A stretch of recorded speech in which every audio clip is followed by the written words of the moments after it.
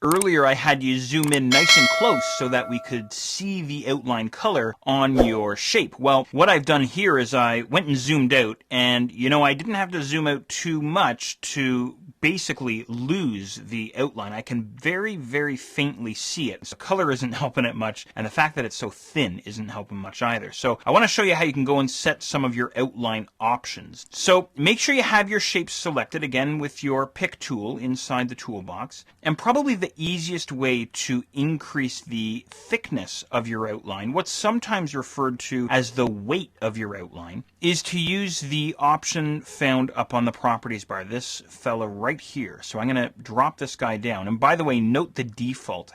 1/2 point is the default width of the outline on your shapes, right? But you can come in here and you can go and set really any outline that you want. Maybe I'll bring this up to 3 there. Now we can see it. Or, I can go even thicker. I could bring this up to 16 if I wanted to, something like this, right? So anyway, you can have lots and lots of fun there, cranking up the thickness of your outline or dropping it down. There's an option here called hairline, which is excruciatingly thin. Or maybe I don't want an outline at all, so I could just say none. I don't want an outline on my shape at all. That kind of thing. Anyway, I'm going to crank up my outline just a little bit, maybe up to about 8 point. That's one way to work, right? Let me show you another way that you can go about working here. What I'll do is I'll head back down to the bottom of the toolbox, back to this pen option or this outline option. I'll pop this guy up here. And you already eyeballed this, I'm sure, when I came in here not too long ago. There's your outline thicknesses right there. So there's, for example, 24. Pow. Or I could come back in here and go, down to 8 or whatever I want. And there's that hairline option or none as well. So again, Corel's giving us different methods, different options for arriving at the same result or the same destination.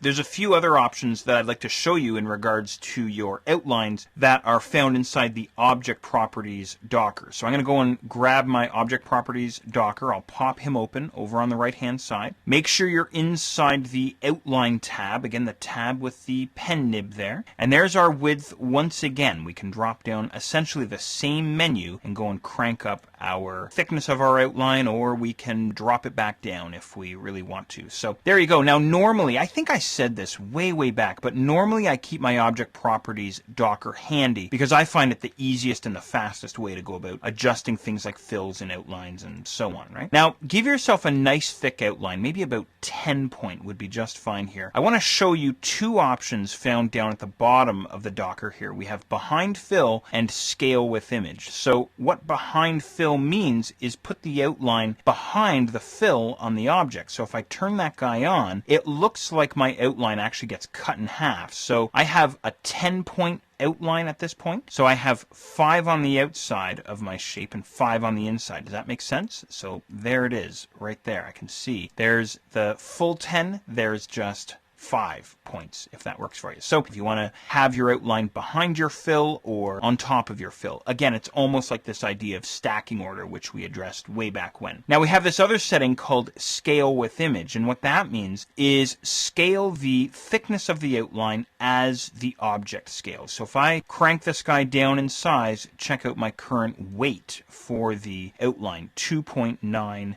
points, essentially. If I crank this guy back up, then that width or that weight is going to increase, right? And that's again because the scale is turned on. Now, let me turn the scale off and I'll go and set my width back to 10. And now I'll resize with that scale with image option turned off, and the outline width or the outline weight does not scale or it doesn't change. Again, it's entirely up to you. It depends on what you're working on, right? Just something to keep in mind. I've saved the best for last here, messing around with your outline style. Now, we have all sorts of different outline styles. The default style is a solid outline, but I can come to this style dropdown and we can do such things as dotted outlines or dashed outlines or all kinds of different neat, interesting outlines. And this is really, really neat stuff. Again, if you're doing a newsletter layout or something like this, any kind of a layout that would require nice borders, right? I'm just keeping it simple here, but you can have all kinds of fun in here. I will leave it up to you to explore around and have fun and all this good stuff. But I will say this, that the outline style that you choose is going to be impacted by the width of the outline. So I've chosen this fella here, this line pattern. So I'm getting this result here.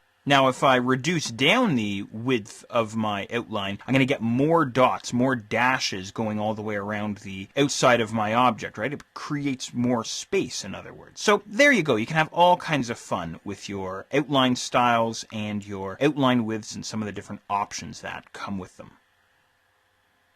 To change your